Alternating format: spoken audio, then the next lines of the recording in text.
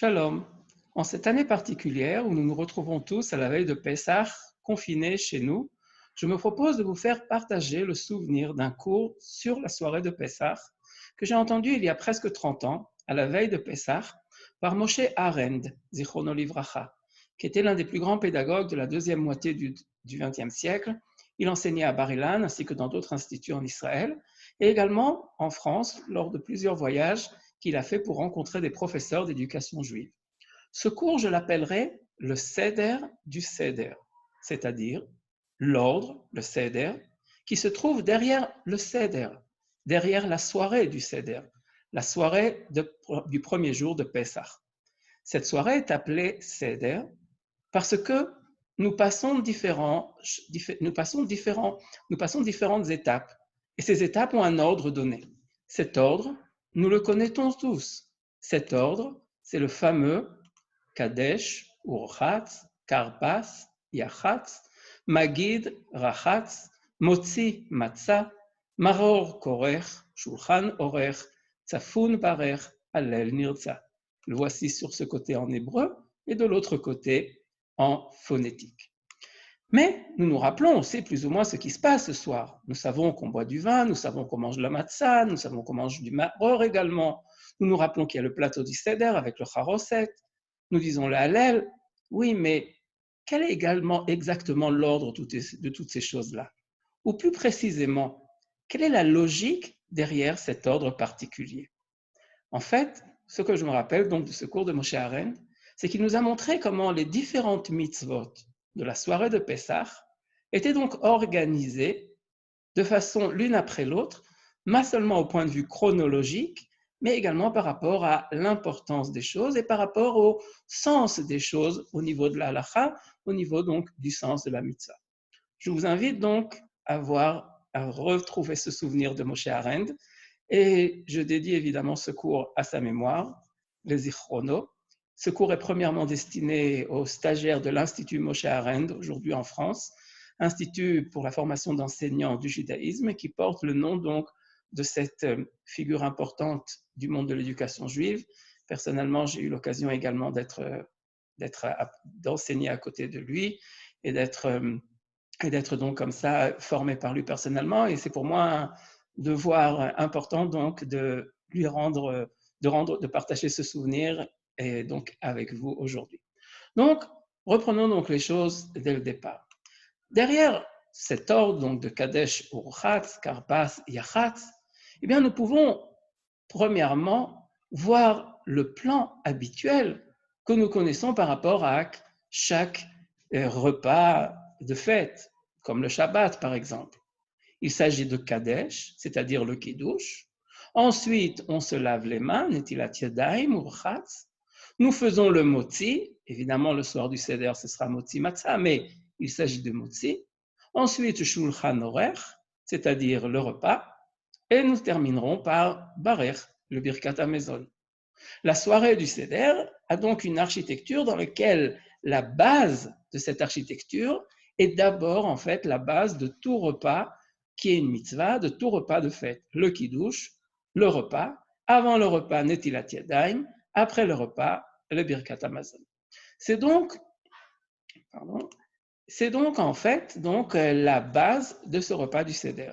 Et sur ce repas donc de fête, et bien sûr, ce repas de fête, nous allons voir les différentes mitzvot de la fête. Où se trouvent-elles ces différentes mitzvot? Retournons à notre table. Où se trouvent-elles? Eh bien, les voici. Les voici en vert. En vert, ce sont donc les mitzvot particulières du soir de Pessah.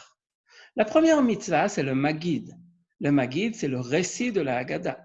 Réciter la Haggadah, c'est en fait se souvenir de la sortie d'Égypte. Se souvenir de la sortie d'Égypte, c'est commencer par l'esclavage, Avadim Aïnou le Pharaon Bemitzrayim, et commencer par l'esclavage, c'est en fait commencer déjà par ce qui se passait avant, Mitrila, Uvde Avodazara, au début nos ancêtres étaient idolâtres, etc., etc. Ça, c'est donc la partie du Magid. La partie du Magid, dont la racine en hébreu signifie lehagid, c'est-à-dire dire, parler. La partie du Magid, c'est donc la partie qui s'appelle Magid, c'est donc la première mitzvah, la mitzvah de raconter la sortie d'Égypte.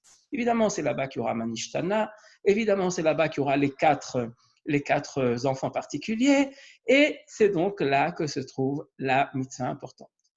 La mitzvah de raconter la sortie d'Égypte. Deuxième mitzvah importante pour Pessah, c'est Motzi Matzah. Mais Motzi Matzah, c'est-à-dire manger la matzah, nous l'avons rencontré précédemment, nous en avons parlé avant. Il s'agit en fait du début du repas, du Motzi. Cette fois-ci, il s'agira de Motzi Matzah, manger la matzah. Évidemment, avant, nous ferons la bracha, Asher kideshanu b'mitzvotav vetivanu al achilat matzah, puisque ce soir, nous avons une mitzvah de manger la matzah. S'agit-il d'une mitzvah d'Oraita ou s'agit-il d'une mitzvah midérabanan? C'est-à-dire, s'agit-il d'une mitzvah d'Oraita que la Torah nous dit qu'il faut manger la matzah, ou bien est-ce en fait une mitzvah des Rabbanan que les Chachamim ont instituée? Nous le savons, évidemment, à la base, il s'agit d'une mitzvah d'Oraita. Mais la mitzvah d'Oraita, telle qu'elle était pratiquée au temple, telle qu'elle était pratiquée à Jérusalem, est différente de la façon dans laquelle nous la pratiquons aujourd'hui. Cette mitzvah, il s'agissait de manger la matzah avec le korban Pesach et avec le maror. Al matzot umrorim yochluhu. Sur des matzot et sur le maror, sur les herbes amères, vous mangerez le korban Pesach. Il s'agit donc de manger ces trois éléments ensemble qui symbolisent d'un côté la matzah, qui est le symbole de l'esclavage, mais peut-être aussi celui de la liberté. Le prix de l'esclavage, c'est le maror, c'est l'amertume des herbes amères. Et le korban Pessah, nous sommes en fait aujourd'hui, maintenant, nous ne sommes plus des esclaves de Paro, mais nous sommes Avdei Hashem, nous sommes les servants d'Hachem qui nous a choisis et qui nous fait sortir donc d'Égypte. Il y a donc un sens particulier à manger ces trois choses ensemble. C'est ça la mitzvah de Horaïta. Que se passe-t-il lorsqu'il n'y a pas de korban Pessah? Que se passe-t-il lorsqu'il n'y a pas le temple? Est-ce que la mitzvah est toujours mitzvah ou pas? D'après les sources de la halacha, la mitzvah de Horaïta est uniquement lorsque ces trois éléments sont mangés ensemble. Lorsqu'il manque un de ces éléments, comme le korban Pessah de nos jours, eh bien en fait la mitzvah n'est pas de Horaïta, elle est des Rabbanan. C'est pour cette raison que nous mangerons deux fois de la matzah. Nous mangerons la première fois la matzah dans Motzi Matzah, mais nous retournerons ensuite dans la matzah pour la manger avec le maror. On n'a pas le korban Pessah, mais on aura le maror. Cela, on le fera dans le korer. Korer, on mettra ensemble la matzah et le maror. Le même maror que nous avons également mangé précédemment, puisque peut-être qu'il faut le manger séparément ou peut-être le manger donc ensemble. Donc la première mitzvah, c'est le Magid, nous l'avons déjà fait. Deuxième mitzvah, Motzi Matzah, elle est là. La troisième mitzvah, c'est donc le maror, on le mange également là. Et puis ensuite, on le mangera donc encore une fois ensemble, pas l'un après l'autre, mais ensemble. Et nous dirons, ainsi faisait Hillel lorsqu'il lui avait l'habitude au Beth Amikdash de manger ces choses-là ensemble. Lui mangeait la matzah avec le maror et le korban Pessah. Nous ne mangeons dans le korer que la matzah et le maror. C'est donc comme ça que nous pratiquons ce soir-là les mitzvot importantes qui sont liées donc par rapport aux éléments à manger, donc le soir de Pessah, la matzah et le maror. D'un côté séparé, mais également ensemble au niveau de korer. Qu'en est-il du korban Pessah? Qu'en est-il du korban Pessah? Eh bien évidemment, nous ne l'avons pas le korban Pessah. Le repas Shulchan Aruch, le repas de Pessah n'est pas un repas qui a la place du korban Pessah. Il y a même certaines communautés qui évitent de manger de l'agneau, surtout de l'agneau grillé, puisque ça ressemblerait au korban Pessah. Mais même à l'époque du Beth Amikdash, le korban Pessah n'était pas mangé au début du repas. Le korban Pessah était mangé à la fin du repas. Le korban Pessah était mangé à la sova, c'est-à-dire lorsque les gens étaient rassasiés. C'est-à-dire qu'à l'époque du Beth Amikdash, le seder du seder était différent. Chez eux, il y avait d'abord le Magid, tel que nous l'avons vu, ensuite le Motzi Matzah, ensuite ils mangeaient également le maror, comme nous le faisons, ils mangeaient le Shulchan Aruch, ils mangeaient donc le repas de la fête, et puis ensuite, ils mangeaient donc le Korban Pessah, et ils reprenaient encore, d'après Hillel, les matzot et du maror pour les manger ensemble.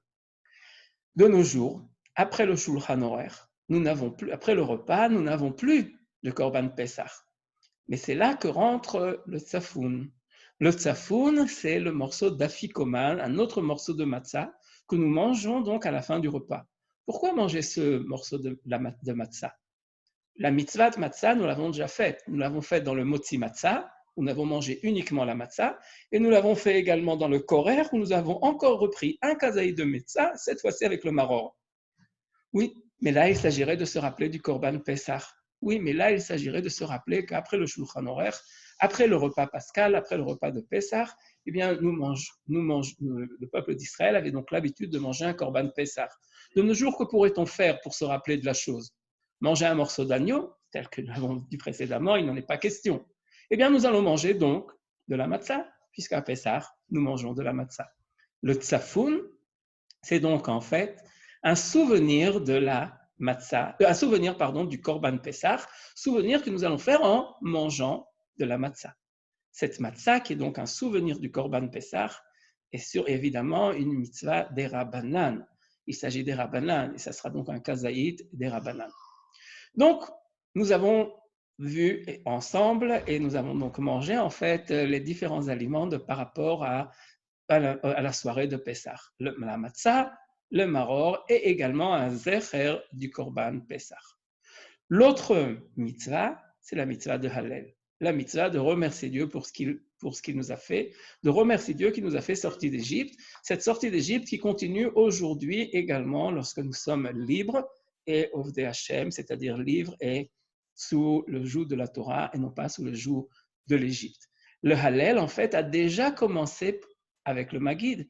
Le Maggid s'est terminé avec le début du Hallel et le Hallel reprend donc à la fin du repas, à la fin de toutes les mitzvot qui ont été faites. C'est avec le Hallel que nous allons donc, c'est donc avec le Hallel que nous allons donc terminer la soirée de Pessah. Ok, avons-nous tout vu? Nous avons tout vu au niveau des mitzvot, oui, mais nous n'avons pas tout vu au niveau du Seder qui est derrière le Seder. Que manque-t-il? Quelles sont les étapes que nous avons sautées? En fait, les étapes que nous avons sautées, elles sont là. Elles sont là. Ce sont deux étapes. La première, qui est ce groupe de Urchatz, Karpas, Yachatz, et également ce qui se passe à la fin, c'est-à-dire le Nirtza. Quel est ce premier groupe? Ce premier groupe, je vous rappelle, se trouve entre le Kadesh, c'est-à-dire le Kiddush, et le Maggid, le récit de la sortie d'Égypte. Ce groupe comporte trois étapes différentes. Urchatz, on se lave les mains sans bracha. Karpas, nous trempons un peu de persil ou d'une autre plante amère dans de l'eau salée ou dans du jus de citron et nous le mangeons. Et Yachatz, nous coupons en deux la matzah qui se trouve entre les, la matzah qui se trouve entre les deux pardon, la deuxième matzah, celle qui se trouve donc au milieu. De quelle mitzvah s'agit-il? On ne mange rien. On mange rien, pardon. On mange le karpas, oui. On mange le karpas qui est un peu comme le maror, mais disent les poskim, il faut faire attention de ne pas manger kazaïd parce que ce n'est pas vraiment le maror. Le maror sera mangé ensuite après la matzah. Alors pourquoi est-ce qu'on fait ces choses-là? On se lave les mains parce qu'on va manger le karpas. Avant de manger quelque chose qui est trempé dans du liquide, il faut se laver donc les mains sans bracha. Donc c'est pour ça qu'on fait le rachatz.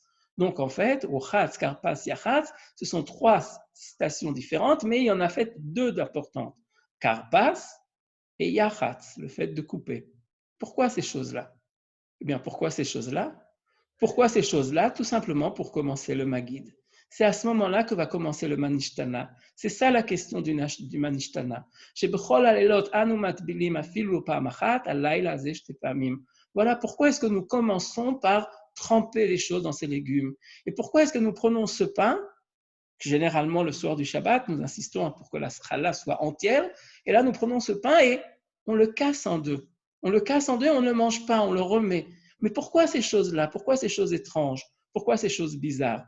Ces questions, ce sont en fait l'étonnement de l'enfant. Ces trois étapes, qui sont en fait deux étapes importantes, sont pour que l'enfant questionne, sont pour commencer le Maggid, pas de façon automatique, Kadesh, Urchatz, Karpas, Yachatz, mais de le commencer à travers un étonnement. L'étonnement qui est la base, l'interrogation, qui est la base en fait de chaque enseignement. Donc, ces 3 étapes, qui sont en fait 2 étapes, c'est en fait le début du Maggid. C'est l'introduction au Maggid, l'introduction au récit de la sortie d'Égypte. Et la dernière partie que nous n'avons pas vue précédemment est Nirtza. Nirtza, la racine est le mot retse, c'est-à-dire vouloir. Nirtza, c'est-à-dire notre soirée a été désirée par Hachem, notre soirée a été acceptée par Hachem. Nirtza, c'est donc en fait la conclusion. Ce n'est pas non plus une mitzvah, mais c'est le moment où nous nous reposons de ce périple qui s'appelle le soir du Seder. Nirtza, c'est le moment des chants, Echad Miyodea, Chad Gadia, etc., etc. Certaines communautés disent à ce moment-là Shir HaShirim, le cantique des cantiques. Nirtza, c'est donc la clôture, c'est donc la fin. C'est la dernière partie du Seder, mais ce n'est pas une mitzvah qui est en soi. Donc récapitulons ce que nous avons vu jusqu'à présent. Premièrement, nous avons vu comment en fait la soirée du Seder se base sur une architecture interne qui est propre à chaque repas de fête. Le Kiddush, Hamotzi, le repas et le Birkat Hamazon. Sur cette architecture de base se greffent en fait les mitzvot importantes du soir du Seder. Le Maggid, la sortie d'Égypte, le Maror, après avoir mangé la matzah, est-ce qu'on le mange séparément ou bien est-ce qu'on le mange ensemble avec le Korer? Et puis ensuite, un souvenir donc du Korban Pessah, qui est le Tsafoun, et nous continuons ensuite par des cantiques de grâce, le Hallel, qui continue comme ça, donc le Maggid. Le Maggid commence par le récit de l'esclavage et de la sortie d'Égypte. Il se termine par Hallel, remercier Dieu de nous avoir fait sortir d'Égypte. Et tout ça, c'est ce qui encadre en fait le repas de Pessah et les mitzvot importantes de Pessah. Maggid, Hallel. C'est ça en fait donc la base du Pessah. Les autres stations de cette soirée sont en fait une petite introduction dont le but est de réveiller notre attention ou l'attention des enfants avant la soirée donc de Pessah et Nirtza qui termine. Voilà donc en fait quelle est donc la clôture, quelle est donc la structure de cette soirée particulière, la soirée de Pessah. Mais qu'en est-il de toutes les mitzvot? Est-ce que nous avons vraiment vu et parlé de chaque mitzvah? Il me semble que nous avons oublié quelque chose. Ce que nous avons ce que nous avons oublié, en fait, c'est les 4 coupes de vin. Les 4 coupes de vin, il s'agit-il d'une mitzvah d'Oraita ou il s'agit d'une mitzvah des Rabbanan? Les 4 coupes de vin ne sont pas citées dans la Torah. Ce n'est donc pas une mitzvah d'Oraita. S'agirait-il donc d'une mitzvah des Rabbanan? Oui. Mais la mitzvah des Rabbanan n'est pas de boire les coupes de vin, mais la mitzvah est en fait de se sentir bnei chorin, de se sentir comme des gens libres. Comment se sentir comme quelqu'un de libre? En buvant du vin et en étant donc accoudé sur le côté gauche. Ces 4 coupes de vin font également partie de l'architecture interne du soir du Seder. Comment ça? Retournons à notre tableau. Les voici les 4 coupes de vin. Ces 4 coupes de vin également sont sur la base des coupes de vin qui sont bues lors d'un soir normal, lors d'un soir de Shabbat ou d'un soir de fête, puisque le premier verre, la première coupe de vin est pendant le Kiddush. La 3e coupe de vin est par rapport au Birkat Hamazon. Très souvent, à la fin du Birkat Hamazon, surtout si c'est dans un repas de fête ou dans un repas avec une grande assemblée, s'il y a minyan, s'il y a 10 hommes, eh bien on récitera le zimoun sur une coupe de vin. Et la personne qui dira le Birkat Hamazon à voix haute terminera le Birkat Hamazon en buvant une coupe de vin, Baruch Ata Hashem, Elonu melech haolam, borei pri hagefen. Donc, le kos rishon et le kos shlishi, la première coupe de vin et la 3e coupe de vin sont en fait la base de chaque repas de fête. Les 4 coupes de vin sont en fait 2 coupes de vin en plus. 2 coupes de vin en plus pour symboliser donc la joie et la liberté. Où se trouve-t-elle? Eh bien, elle se trouve-t-elle dans les textes qui sont dits et non pas dans les mitzvahs. Elle se trouve dans le Maggid, le 2e vers est donc par rapport au Maggid. Il sera bu à la fin du Maggid et le 4e vers est par rapport au Hallel qui se dit ensuite, puisque comme nous l'avons vu précédemment, le Maggid et le Hallel c'est donc en fait le cadre des mitzvot de cette soirée. Et dans ce cadre des mitzvot, Magid par rapport au deuxième vers, Hallel le quatrième vers, et c'est donc comme ça que nous avons les 4 coupes de fruits, les 4 coupes de vin, pardon. Donc nous avons parlé de la mitzvah de Horaïta, qui est de raconter la sortie d'Égypte, qu'il y ait Beth Amikdash ou qu'il n'y ait pas Beth Amikdash, c'est une mitzvah de Horaïta. Nous avons parlé de manger la matzah comme mitzvah de Horaïta, manger la matzah avec le maror comme mitzvah des Rabbanan. Nous avons également parlé de la dernière mitzvah des Rabbanan dans cette soirée, qui est donc non pas de boire 4 coupes de vin, mais de se sentir libre en buvant 4 coupes de vin, en se sentant libre, en buvant ces 4 coupes de vin accoudées. Que nous reste-t-il pour cette soirée de Pessah? Eh bien, il nous reste les minhagim. Nous avons parlé de Deoraita, nous avons parlé de Derabanan, il nous reste les minhagim. Les minhagim de cette soirée, c'est comme le charoset, qui n'est ni une mitzvah Deoraita, ni une mitzvah Derabanan. Le charoset, qui est une confiture sucrée dans laquelle nous tremperons un peu le maror, les plantes amères, pour qu'elles ne soient pas tellement amères, et pour nous rappeler que chaque amertume se termine par quelque chose de sucré. Les autres choses qui se trouvent dans le verre, dans le plateau du seder, comme l'œuf dur, qui est un symbole de deuil, peut-être, par rapport au Beth Amikdash. Deuxième explication, qui nous rappelle un autre korban qui avait à Pessah, qui était le korban Chagiga, le korban qui était apporté pour chaque fête. Ça, ce sont donc des minhagim. Voilà, nous avons donc vu ensemble le seder du seder, l'architecture de cette soirée de seder. Ce cours était donc dédié à la mémoire de Moshe Arend, qui, il y a donc presque 30 ans, dans ce cours qu'il nous avait donné à la veille de Pessah, nous, jeunes étudiants dans le domaine de l'éducation, à l'Institut Lifshitz, il nous avait montré comment, en fait, toutes les mitzvot de Pessah se trouvent dans la soirée du Seder.